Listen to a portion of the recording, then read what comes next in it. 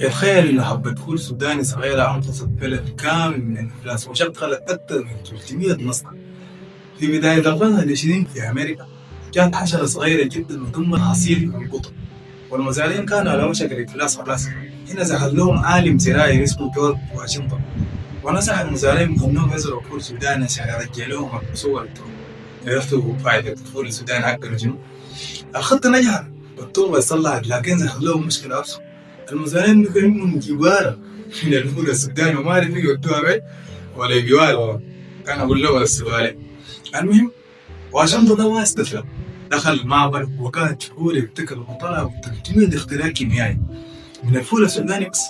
ساعملنا الحبر والصابون ومستحضرات التجميل. يعني الفول السوداني له فضل وفائدة كبيرة في بنات بلادي وشرارة بناتنا الليلة. وما ننسى إنه عمل منه أنواع الرسم والزيوت المحركة، وبكده تحول الفول السوداني من مجرد أكل وتسالي نزهة مساعدة لواحد من أكبر أعمدة الاقتصاد والتصنيع بفضل فكرة عالم واحد. تفتكر لو واشنطن كان عايش في الزمن ده كان ممكن يخترع شنو تاني في الفول السوداني؟ اكتب لي رأيك في التعليق.